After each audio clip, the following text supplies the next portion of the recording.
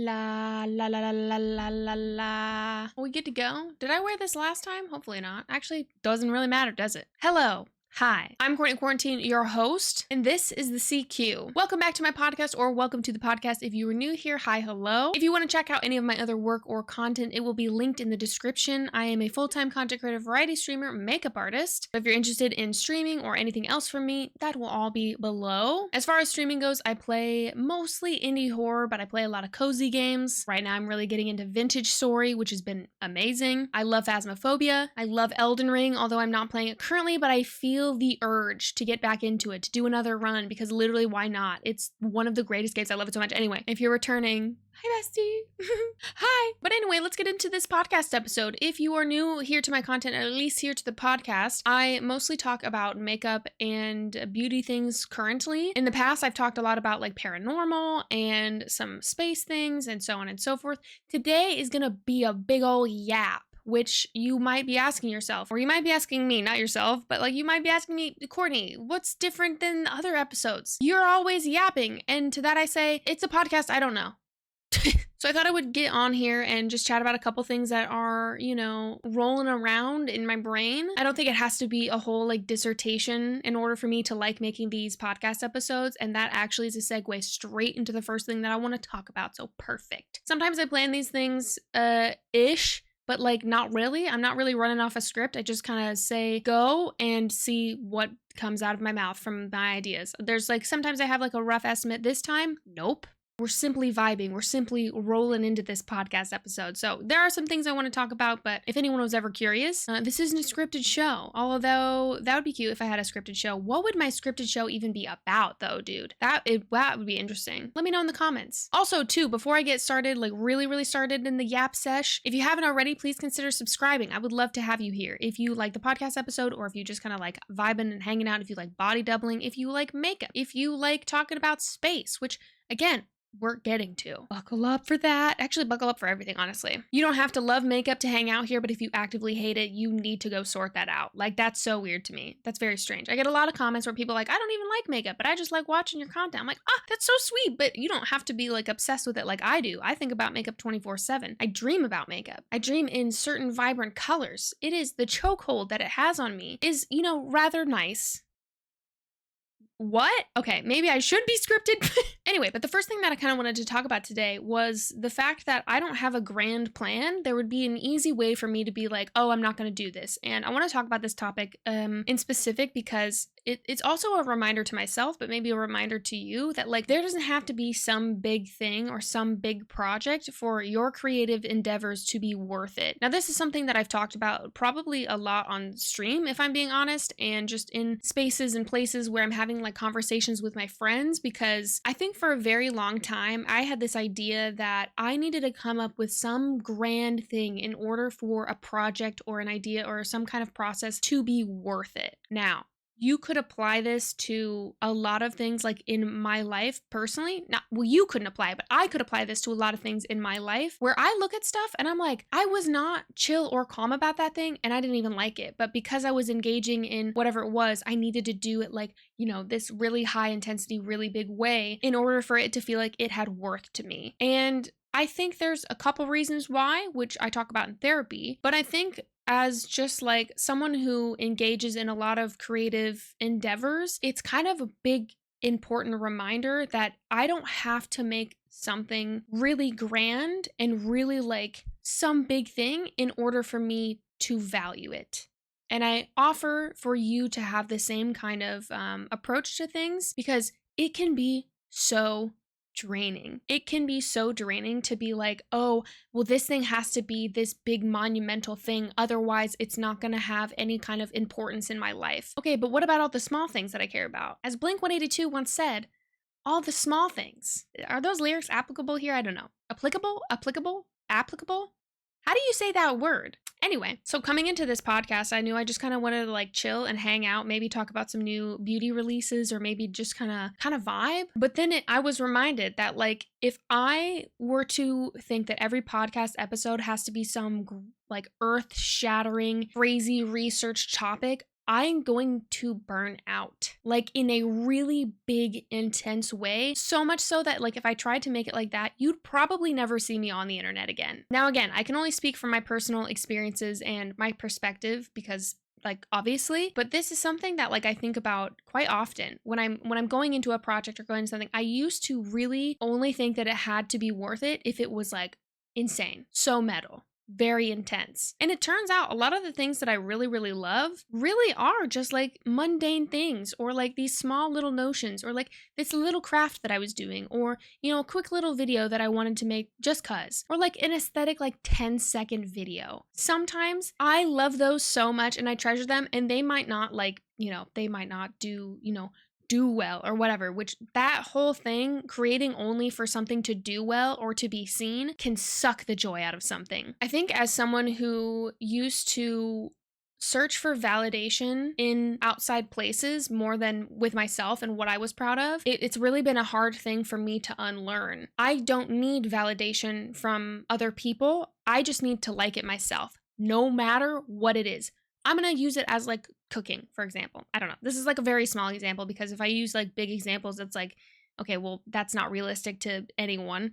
But if I am like cooking something and I'm just so proud of it, and it's not a Cooking with Kurt episode, there's not like a stream, there's nothing, and I'm just cooking it and I'm proud of myself for making myself home cooked food. Oh my God, the joy I feel eating that meal, delightful. Literally, I'm over the moon, dude. I'm so proud of myself. I'm like, wow, look at me, a human accomplishing things. And it's great. But the second that I start seeking outside validation, like if I'm like, oh, I have to know if other creatives think that this meal is good, that is the 100% way for me to start to hate cooking. Hate it. I mean, hate it with my whole being, dude. Something that has really opened my eyes, particularly with makeup in the past couple of years, is when someone I know and like respect gives me kind of feedback or like that kind of validation to my ego or to my pride or whatever it is. And it's like, wow, that's really cool. That's a big moment for me. That's a really cool, validating thing as an artist. And like, I can sit and bask in that and be so proud and be so beaming of lights out of my system. Like, I'm so proud and I think it's so cool. But if I start only relying on that, I become a miserable human being. And this goes back to literally the first jobs that I ever had, which if you're new here, hi, I used to be a full-time photographer. I used to be a professional photographer. And when I first started doing photography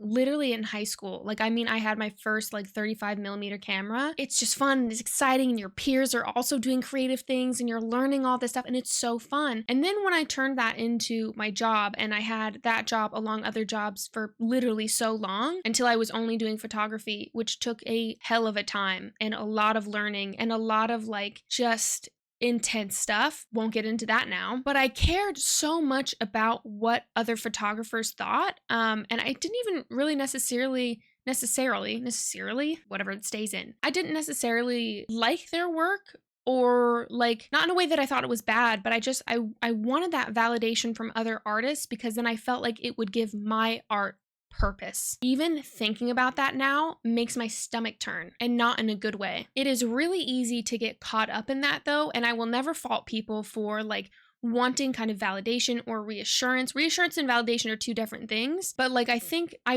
don't like to fault people and be like, oh, you just needed to, you know, ask so-and-so's permission and like you just care so much about what other person thinks. That I think is toxic. I don't like that. I don't agree with that. But I think what it really boils down to is being proud of whatever it is, a project, a task, a chore, a who freaking knows what, dude. I think specifically with creative stuff, it's easy to get like caught up in that. Even like I have my days, I have my moments still where I'm like, oh, it would be really cool if this person liked this. I'm like, wait, why do I care though? Do I like it? When other mutuals and creatives tell me, oh my God, I love grungecore so much, it's incredible. I'm like, I know. And the fact that you think that makes my heart just like sing. I'm so excited, but I'm not gonna be shocked when someone tells me that my own work is fantastic, because I know that it is. And I'm at a really cool spot in my life right now where I am doing the work that I'm really passionate and really proud of. I'm so thankful for that, but I work really hard for that. And I have worked really hard for that my whole life. But I think we get into this like kind of cycle. And even if it's a job you don't like, by the way, let me just apply this to, I had an office job in finance one time. I know, I was a finance bro. Scary. But like being in those jobs and still being proud of like how efficient I could do like the mailroom work or pass out whatever kind of paperwork that people needed at a speed that was alarming. Whatever it was, like I was always really proud of it. And when people would be like, "Oh, you did a really great job with that," it felt nice. It felt really nice. Maybe that's the Leo rising in me. I don't know. I did not love that job, but I loved that I was good at that job and that I felt like I gave it my best efforts and, you know, things like this. And again, it didn't have to be something, the magnum opus of all of my work and all my creative endeavors at that 9-to-5 office job in a cubicle where I wanted to leave. But like, I just think sometimes we put a lot of pressure on ourselves to like have it be some big thing and some big episode and some big like a podcast episode and some big like grand gesture in order for something to first of all even get started or be done. There's so many times in life where I'm like, oh, well, I can't start that yet because then I need to devote like my life to this process. And it's like, okay, but for how long am I going to think that? For how many days am I going to let that pass? How many days, how many weeks, how many months, how many years? And then it's so far from now that I'm like, oh shit, I never started that because it wasn't the right time. I think there are a lot of times where your intuition and your gut kind of leads you to things. I really believe that. I don't think everything happens for a reason because I think there are a lot of really horrible, terrible things that happen in the world to good people. And I don't think that they deserve it. And I don't think there's a rhyme or reason. I think you can take things, you can learn things from a lot of stuff. Sometimes you learn what you don't like. Sometimes you learn what's not good. I really hardly, hugely, very much so don't believe in everything happens for a reason because there's just too much bad and it's nonsensical. And then people put blame on themselves when it's out of their control and it never was in their control. And that's just, I think that's really toxic. So if you haven't heard me absolutely go on rants about how much I don't believe in that, that's kind of my stance on that. But I do think there is like a sense of intuition or you feel something in your gut or you're like, well, I want to start this thing or I want to do this thing or I want to, you know, take up like fucking running or something. And you're like, well, I have to wait until whatever. I don't know if that's real. Like, I really don't know if that's real. I look back at the timeline of things and I'm like, I think I could have done that at any point. I think I was totally capable in order of starting, you know, whatever it was or making this little craft. Or I had a thing the other, this was few months ago now. I was about to say the other day, but I know for sure that it was a few months ago where I was like, I really want to make some handmade jewelry. I don't want to do anything with it. I just kind of want to do it for fun. And KJ and I got a bunch of chains. We got a bunch of little connector things and we just had a freaking blast. And it was so nice. Number one, because it wasn't on a screen and I could just kind of check out and I needed to check out at that time. I needed to kind of just do something, you know, like with my hands and just kind of fiddle around. And it was lovely. It was so nice. But I think for so long, that's something that I wanted to do, but I felt like I couldn't do it because I couldn't turn it into this big like jewelry making thing that I did and that I would be like known for. That is literally so ridiculous. I would have been, and probably I have been for who knows how long, I've been depriving myself of the joy of doing that. Now, for obvious reasons too, like for the record, there are certainly things that I'm not just going to go do because of finances and because of situationally and accessibility. Like I'm not going to say like, go do whatever it is that you want because there's no rules and there's no laws and there's no blah, blah. Be safe. I guess I maybe didn't need to say that, but like, you know, what I'm saying is I'm not going to go like skydive because I have a feeling. Actually, you know what though? Of all of the adrenaline pumping activities that I've done, I don't think that I would ever go skydiving. I think I would have a panic attack on the way up. Like, I'm so serious. I think I would have a panic attack in the plane on the ride up, and I'd just be, well, maybe that would somehow make it easier. I'd stop moving and they'd just push me out of the plane. I don't know. I just don't think, is there anything like that you think in this world, like bungee jumping or skydiving or anything like that you're like, that's an absolute no for me? And I'm taking like location, money, all that stuff, finances, travel out of it. If you could snap your fingers and do any of that stuff, I would love to know what you would do. I love ziplining. That's really fun. I've done some sketchy ziplining though. Oh my God. I've done some ziplining that was in places that I'm like, this is illegal. This is absolutely illegal. But like cave diving, cliff jumping, any of those things like have always been so like, oh, this is such a thrill. But there is just something about skydiving that I don't feel like there's the urge. I think I used to think, oh, I have to do it because it's a thing that I don't want to do. Hey, please go to therapy actually tomorrow, self. Okay, literally why? But to me, I don't know, maybe it's a control thing. I'm not sure. I just think it might be so scary. I get that feeling, you know, like when you're on roller coasters and you go up to the top and then you go over the edge and your stomach flips like that. That's crazy, dude. That's crazy. That's one of the most like, feelings. It's so fun. Like I do love a roller coaster. I won't lie. I love a roller coaster.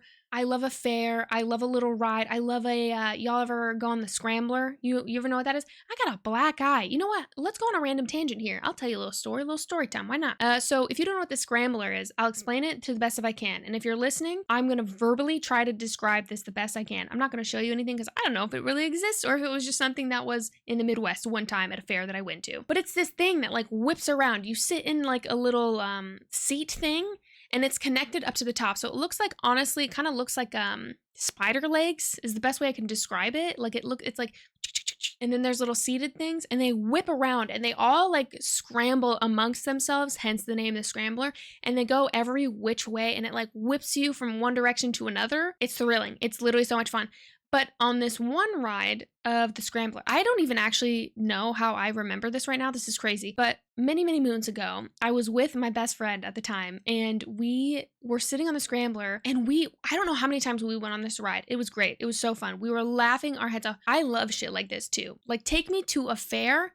I'm getting some cotton candy. I'm getting maybe a little fried pickle. I'm walking around. I'm playing the games. I'm doing whatever I can. I'm going on the rides. Dude, I haven't gone in so long though. And the people who are working those have always scared me. I'm not even gonna lie. They're always just kind of looming about. Anywho, so we're sitting on the Scrambler and we're like whipping around. And like because of the force, because of like is it the G-force? I don't know.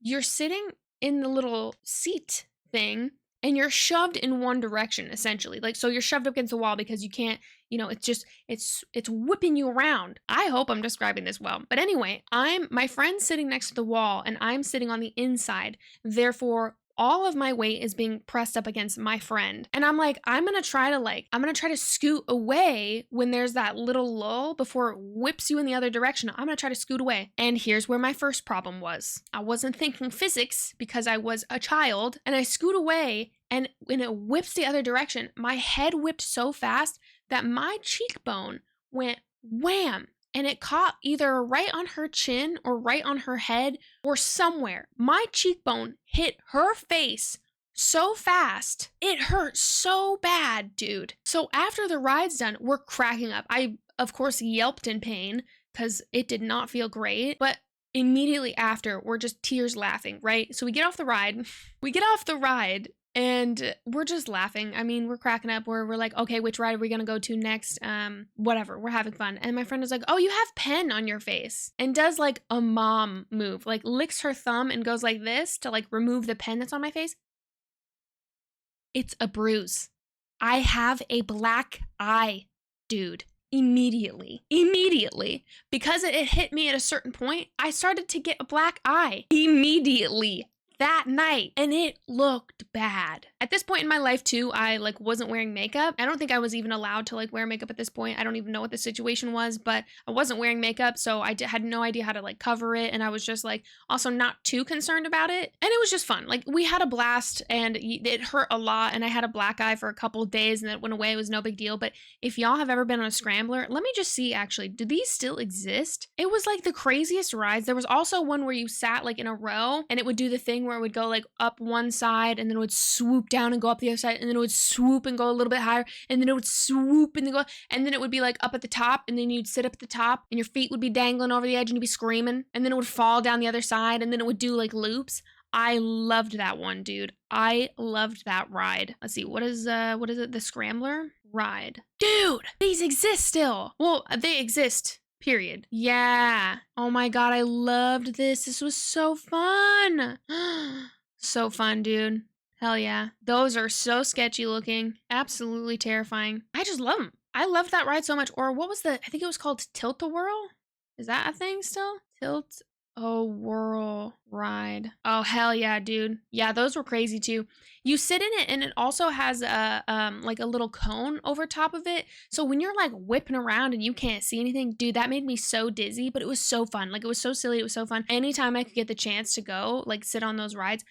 Now, I'm a little curious if now I would absolutely like puke my brains out. That might make me pretty dizzy now. Cause like I get dizzy when I stand up. I have poor circulation. So throw me on a scrambler now, who knows what would happen. Who knows? But I kind of want to see. There was another one though. So the tilt-a-whirl, that was cute too, but that was like ultra dizzy. Like you can hardly see like what's going on. Your field of vision is like kind of cut off. Kind of, you know what it makes me think of actually? This is a strange reference to make, but it kind of makes me think of Five Nights at Freddy's, which if you've never played that game before, I was like, how hard can it be? You're watching the cameras and then you're closing the doors and you're sitting and you're only sitting in one spot. When I first heard about Five Nights at Freddy's, I was like, so you don't move. How hard can it be? Oh my god. Oh my god. Five Nights at Freddy's, dude. First of all, the characters, I kind of like some of them because I feel like they're kind of cute and they're kind of slay. Other characters, I'm like, I think I could do better in life if I never saw this character ever again. Maybe, perchance. But when you're just sitting there,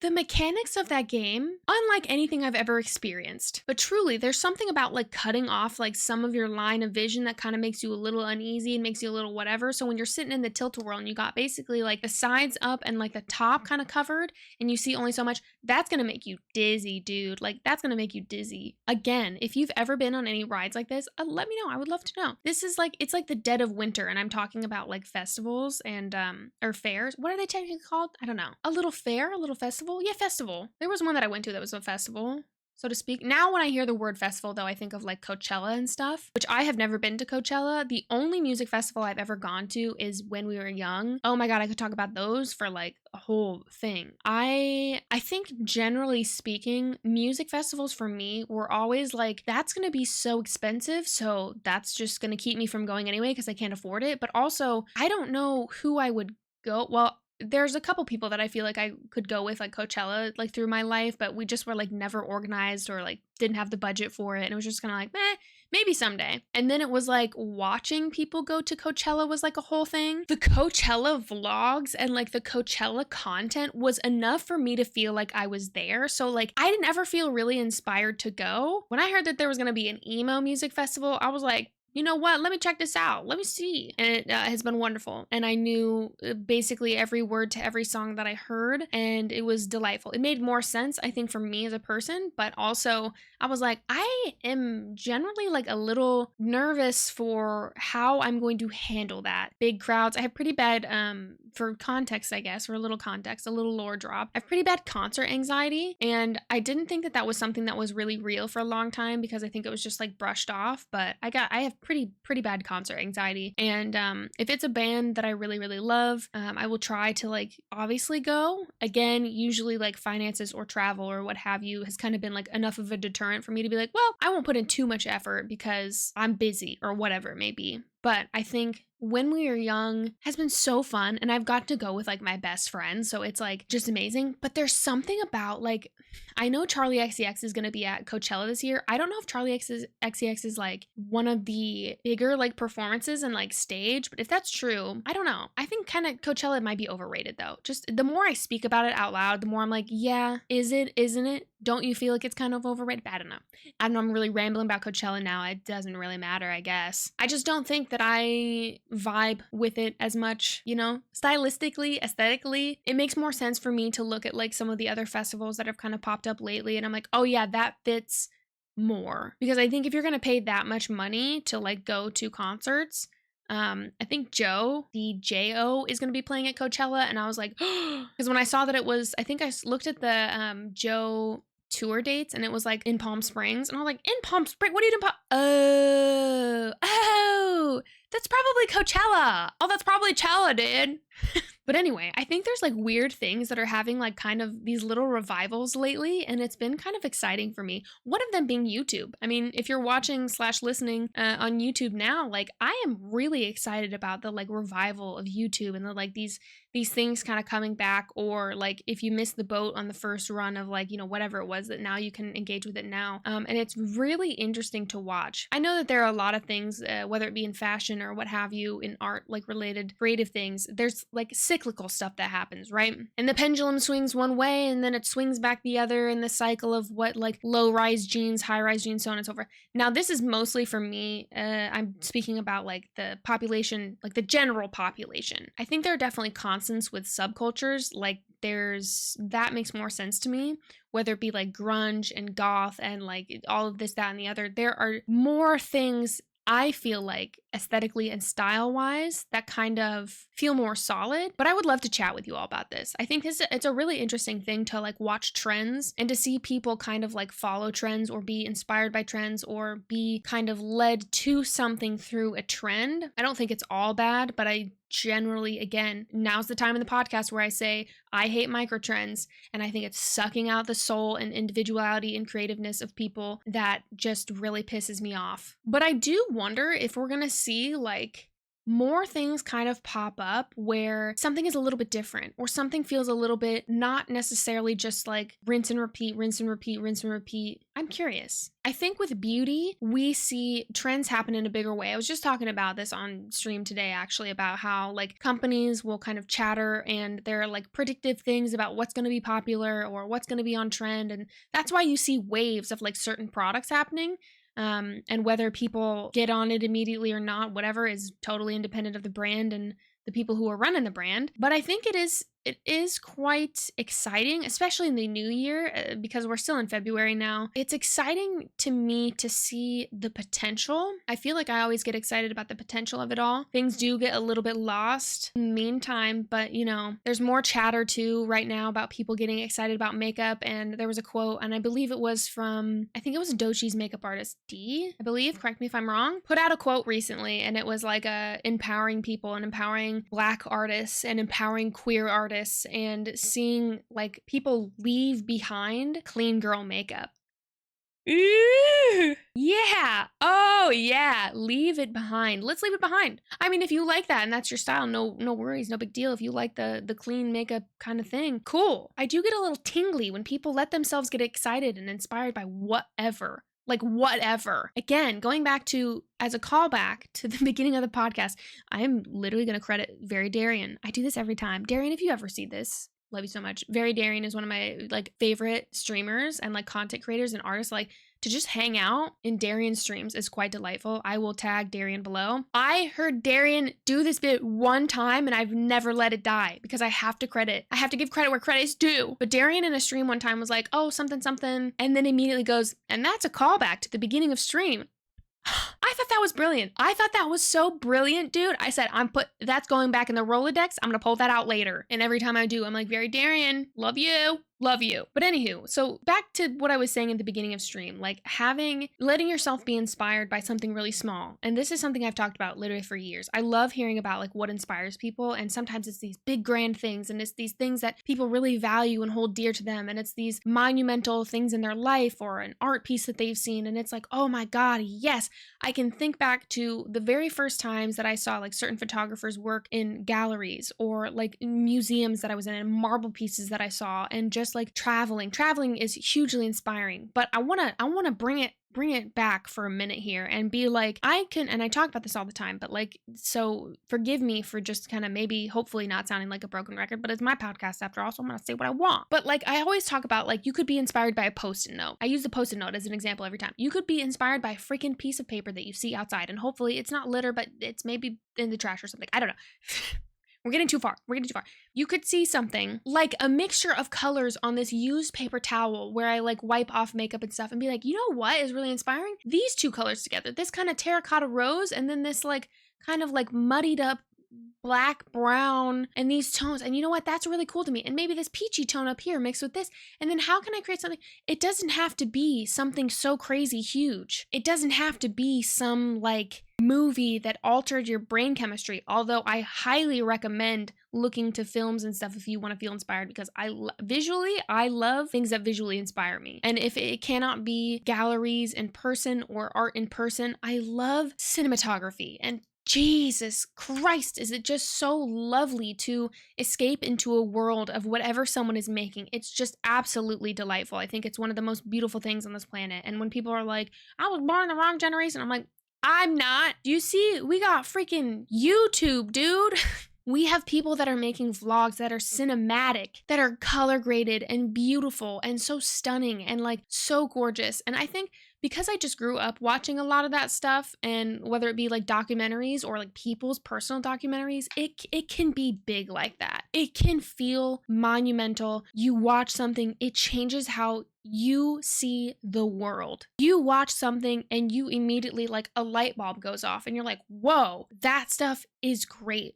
But don't put pressure on yourself to like have to find that thing now. I'm gonna tell you right now, the times in my life at least where that stuff has hit me like out of nowhere has been when I have not been looking for it. Now granted, there are the times that I like go to a museum and I'm like, I'm gonna see some art today. I'm going there to seek out that art, obviously. I'm going there to see Monet, and I'm gonna see those lily pads, and I know what I'm gonna see there because I've researched, and this is the place that I go to see it, and I'm in Paris, damn it, and I wanna. That's one thing. But I could also sit here and be like, you know what, this little poofy poof, this blue.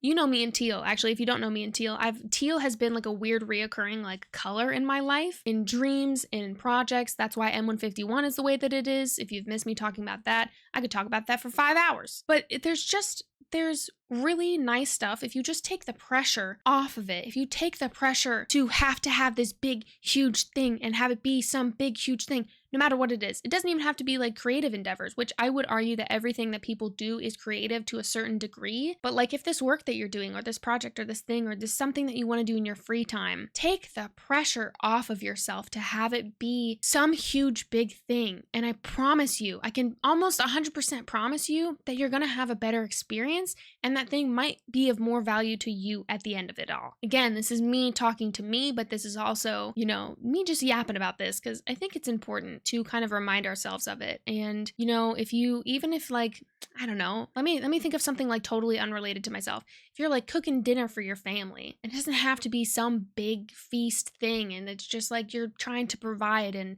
do this. I don't know. Maybe that's a bad example. Just trying to think of something that I can't really relate to in a personal way, but like that it's still, valuable and important. But it, again, doesn't have to be like, you're Gordon Ramsay in the kitchen. Although, you know what? I've heard Gordon Ramsay is a lovely individual. And what's up with that? Is Gordon Ramsay like really nice? I saw this thing on Anthony Bourdain recently. And Anthony Bourdain, I used to think was like so cliche to like.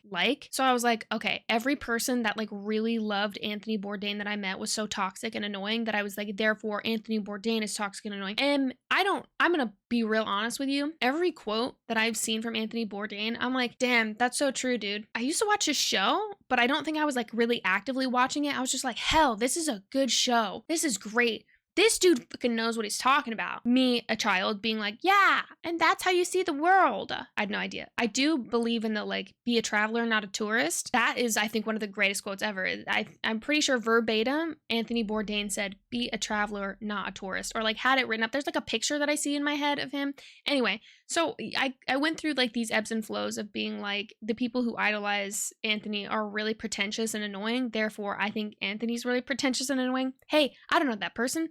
Anthony is a stranger, and honestly, rest in peace. But like, where was I going with that? I'm not sure. I hope that we can all enjoy the things in this life to, any degree.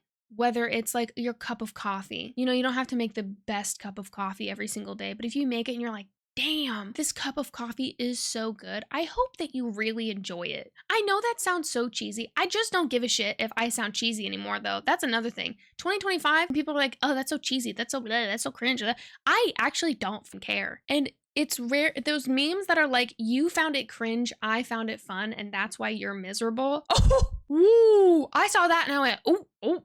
Every person who's ever sincerely called me cringe is a miserable son of a bitch. At least for me, for the track record of everyone that's like sincerely called me cringe, unhappy, unhealed, miserable human being. I think evil people hate to see people being happy, and that is one of the weirdest things to me. And I know sometimes people are like, that doesn't make sense. I'm like, it makes a lot of sense to me. I just don't agree with it. Psychologically, that's fascinating, but I think you're just kind of a bad person. I think you're just kind of evil. And I think that there's evil and like bad people out in the world, clearly, but there is good. And there is wonderfulness, and there are people who have empathy and, you know, space in their hearts for strangers. And we see this from time to time in really big ways, but it's in daily stuff, and it's in communities, and communities are so important. But I don't know. I just, you know, wanted to have a little yap here with you today. And I honestly could keep talking about this stuff, and I could let my stream of consciousness go. I did just a hair here for this episode, so I hope that you don't mind. I could talk from one topic to the next and like really see how we go from point A to Z. I think that'd be interesting, but maybe not today, because that would probably be a long episode, and I go on a million different tangents and I gotta edit this myself, y'all. Sometimes I'm like, okay, all right, wrap it up. Hey dude, wrap it up. Hey, I got other projects to work on. Can you wrap up this episode, for the love of God, stop talking. But anyway, all this to say, I hope that you find inspiration wherever you find it. Doesn't matter where you find it. It could be in the sparkle in a piece of dust flying through the air. And then you think about the orbs in Phasmophobia. And you're like, you know what? I really love Phasmophobia. And you play Phasmophobia one night. And then you're walking in the game Phasmophobia and you look at the ground and there's a book on the ground. And the book is like a little bit of a cool maroonish color. And you're like, you know what? I really love that color maroon. And you know what I have never done is knit. And I would really like to knit some maroon mittens, because that sounds fun. And that would be cute. And you know what? If not by the end of winter, you could have maroon mittens by fall. I don't know, dude. Who knows? Who knows? I just think that it's nice to really enjoy things and to have fun and in these little ways, and to really kind of be present. And it's really hard to. I'm not gonna lie. Like, I've really struggled with being present in life. I would say in the past years. Recently, it's gotten a lot better. My life has drastically changed. But for a very long time, it was really hard to get out of my own head and to unlearn a lot of stuff, and I just hating myself so intensely, and then hating other people. And it was just like, it was so much. It was so much heavy, like, too, and that wasn't for me. You know what I mean? Not that I have the answers to anything in life, not that I'm sitting here being like, this is my self-help podcast and I know everything. I have so much to learn, dude. I don't know anything, and I know so much at the same time. And I think it's so fascinating and so exciting to be able to learn more and, you know, share experiences and have new perspectives and dive into things that you want to learn about. And just like, I get excited. I get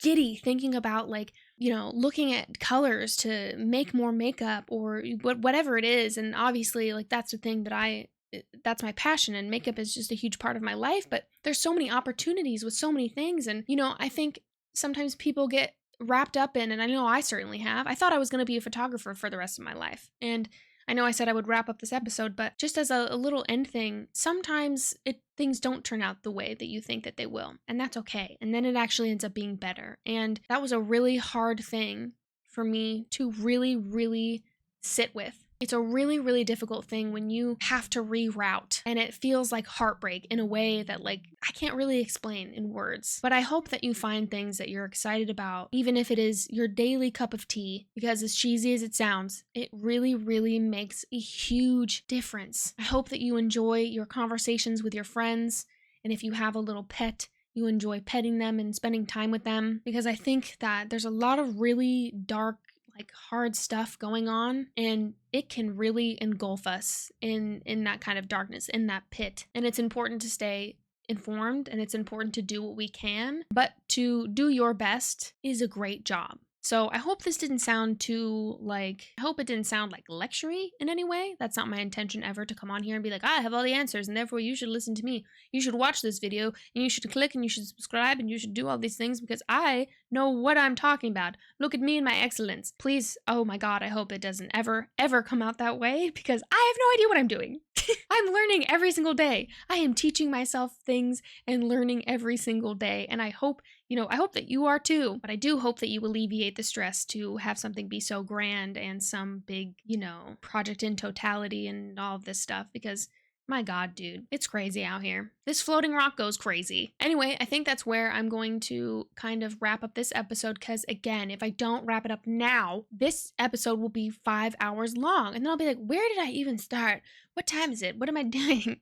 and I have work to get to tonight. So if you did enjoy this podcast, and if you haven't already, please subscribe. I would love to have you here. Double check to make sure you're subscribed too, because sometimes YouTube will do that thing while they're just like keep showing you my content. But if you do want to stay up to date on everything, please subscribe.